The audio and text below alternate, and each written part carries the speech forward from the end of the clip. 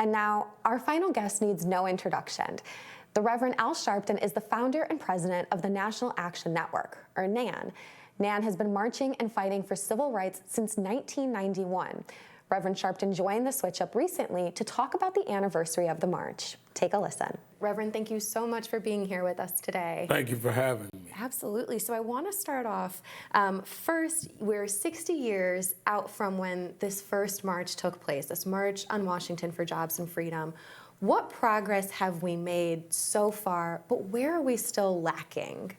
We, in 1963, when they had the march, they were marching at a time that there were still laws of segregation in the South. There was the strict Jim Crow that governed life in the country. Even in the North, there were aspects of it. There was the denial of the right to vote in most parts of the South for black people.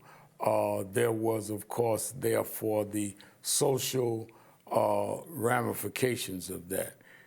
That march in '63 came after there had been student sit-ins, and there had been the assassination of Medgar Evers that June, and there had been things leading up to A. Philip Randolph, the labor leader, calling this march, and the NAACP, National Urban League, Dr. King, and the Southern Christian Leadership Conference, they called them the Big Six, came together.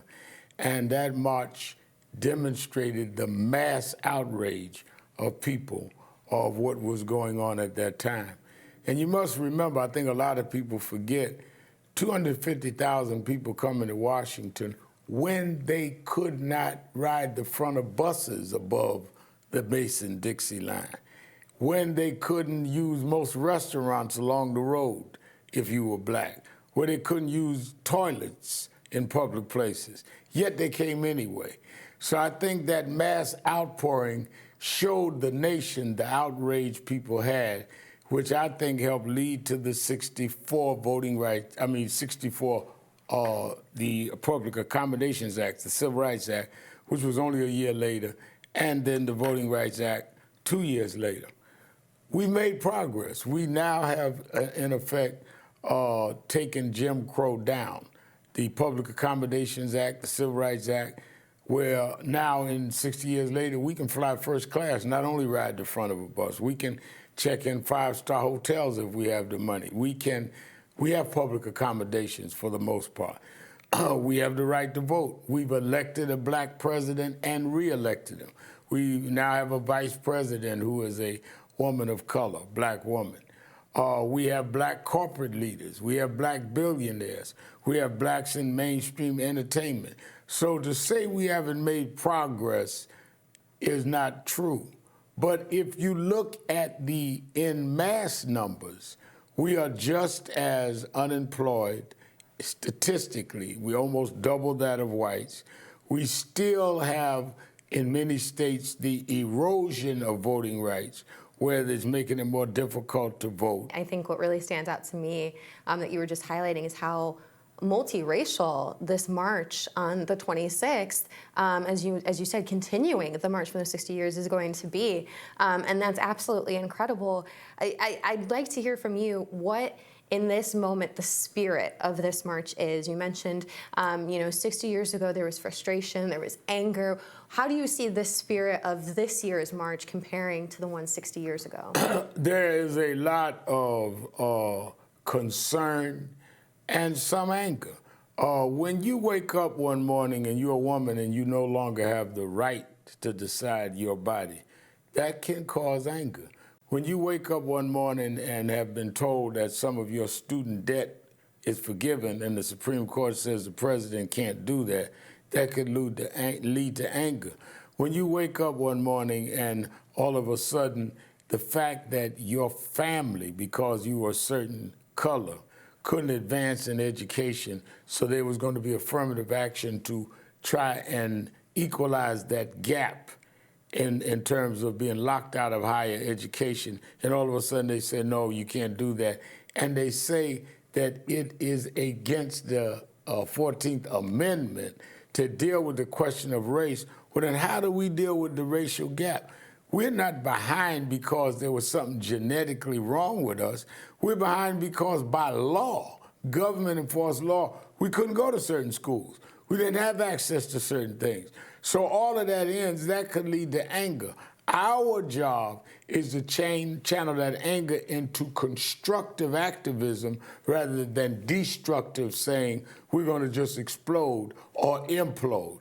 No, it's about being active in a constructive way, which is why Martin and Andrea and the rest of us in National Action Network have called this march.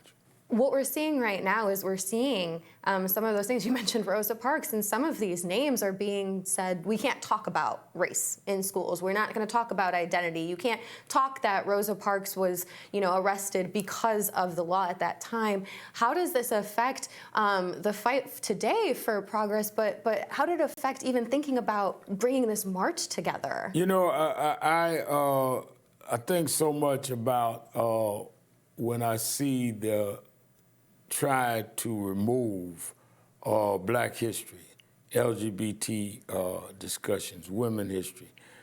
It's almost like if we shut this down, people will not understand why we need to continue to make progress. So if you have a Governor DeSantis in Florida trying to make certain laws against certain books or banning certain books in other parts of the country, then the only conclusion you could have is that blacks were just inherently inferior. So we don't only need black history for black young kids. White kids need to understand what happened, and therefore we need to do these things now. It is depriving whites of understanding how we ended up in a society that we have different needs based on different circumstances. It's not to condemn people, it is to understand people so that we can move and equalize and work together. I never thought I would see a time where people would celebrate trying to erase and edit history. And I've been able to live through some of it. I joined the civil rights movement in the North. I was not born in the South when I was 12 years old. And I lived to speak at Rosa Parks' funeral, and Aretha Franklin's, and James Brown, and Michael Jackson. So I'm looking at black history that I was able to live through. I was in South Africa when Mandela won for president, and I sat on the podium when Barack Obama was inaugurated first black president. So I feel an obligation to protect the history that even in my small part was a part of. And you're going to tell me we're not going to be able to tell those stories because that might make people uncomfortable? No, we need to tell people that despite the fact we were chattel slaves, we were able to struggle and get to a black president. That can be a glorious story, but you take the glory out of the story when you want to take the pain and the suffering out. And the whites that stood up as abolitionists with Frederick Douglass and that 100 years later marched with Martin Luther King. Tell the whole story. Anytime you have an edited story, you underestimate the intellect and ability of American people to understand our growth. Yeah. Looking back, the March 60 years ago, you said it was March for Jobs and Freedom. What do those two ideas have to do with each other? But more than that, I think about freedom and the way people use it. What does freedom mean today when we talk about equality, when we talk about equity? Freedom then meant being able to use public accommodations, being able to get a job to feed your family. Freedom today, in many ways, represents some growth of the same thing. It means the freedom to be equal to anyone else. Education, not being banned from certain access to higher education. So let me get this right. The Supreme Court says you cannot consider race as a factor, even though until a couple of generations ago you excluded. But you can be considered with legacy. Well, why do some people have legacies at higher education? Because their family had wealth that we couldn't have, and they could give money that we couldn't give, or their family could go to schools when we couldn't. That legacy was built in segregation. That legacy was built in elimination of certain people's rights. So if you combine the students in some of these high institutions that got there because of race was a factor. It wasn't the only factor because they had to have the grades and all the rest. If you took them numbers and compared it to the numbers of students that were there on legacy, the legacy would far outnumber them. Isn't it interesting that the Supreme Court didn't see anything wrong with that? And they didn't see anything wrong with race being a factor in the military. So I can go to the bunker, but I can't go to the dormitory. That is crazy. And that's why we're marching. That's what we're talking about, freedom now. Jobs, we're talking about we want the same ability to be able to go and get a job fairly that we were denied and that our parents and their parents were denied. 13 state attorney generals have written letters to 100 of the top Fortune 500 companies since the Supreme Court decision a few weeks ago, saying that you can no longer consider race in diversity, DEI programs. This is already happening. This is not a maybe this will happen if we don't march. No, this has already happened, which is why we march. I think a lot about what we're seeing right now, the way that identities are being so highly politicized and these attacks that are happening at the same point.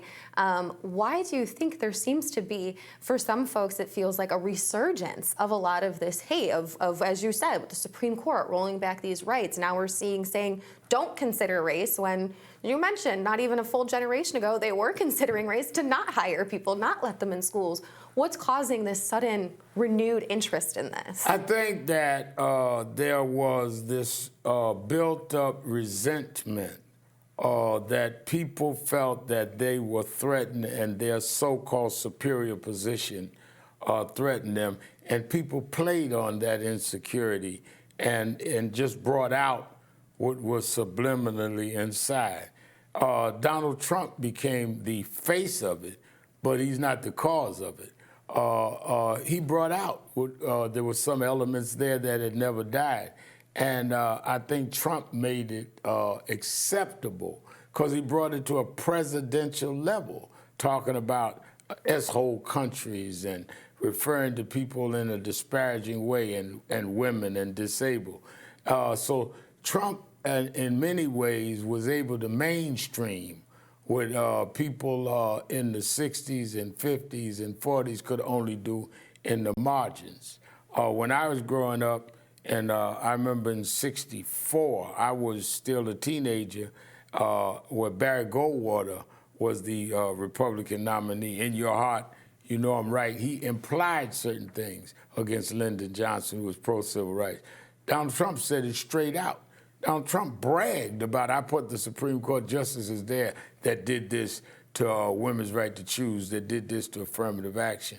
It's become Main Street, which is why on August 26th, we coming down Main Street to say that you can turn back the clock, but you won't turn back time. I think about the role of young people, and one of the moments that we think about with young people is thinking back on Dr. Reverend Martin Luther King Jr. in his speech talking about his children and the dream that he had for his children to be judged on the contents of their character, not the color of their skin. And I'm curious for you that element of his speech is so constantly said in so many ways, including in the affirmative action case. We had heard supporters quote him in that. But what from that speech, in your mind, is overlooked at the same time when people are pulling that quote out? I think that, you know, I'm a preacher and been one since I was a child. The I have a dream part, and in part of what you quoted, was the climax of the speech. What people miss is the meat of the speech, the content. He talked about, first of all, why was the march at Lincoln Memorial? And why is ours at Lincoln Memorial? Why wasn't it at the Washington Monument or the Jefferson Memorial? If you look at the speech, he said 100 years ago, 1963, 100 years ago, 1863, Mr. Lincoln, Lincoln Memorial, we're in the shadows of Mr. Lincoln. You signed the Emancipation Proclamation. You promised that we'd have equality. You promised freedom. Washington didn't make that promise. Jefferson didn't make that promise. That's why we go to Lincoln Memorial. That's why he went 100 years later in '63. That's why we go in there in 2023. What we miss is he said that America has given us, Mr. Lincoln, a promissory note that has bounced in the Bank of Justice. We missed that part. We are living in a time where we're asking America to live up to your promise. And we leave that out because to talk about that part of the speech, the bounced check, the unfulfilled promissory note, is to then have to deal with policy rather than poetry. We like the poetry. I have a dream. My four little children, that's good poetry. But what about the bounced check? What about the equality? What about the fairness? What about being able to have the same equal footing? That challenges us to do something. And I think, Mrs. King, his widow, that Martin III, when we became close and worked together for the last 25 years, his mother spent time kind of helping all of us, especially we get some of our rough edges off. And she used to say that don't just talk about the end of the speech, talk about the whole speech. And it's that content that we intend to drive on August 26th. My last question for you. We have been in this fight, I think about, Frederick Douglass. You can go all the way back to the time that our ancestors were brought here. And as you yourself mentioned, you have been part of this movement since you were 12. What words of advice or hope or encouragement can you give folks today, in spite of attacks that we're seeing on Black history, on Black bodies, on Black voting rights? What do you want folks to feel, particularly coming out of your march? The movement is a struggle, and the struggle is about a long-distance run. It's not going to be a 50-yard dash.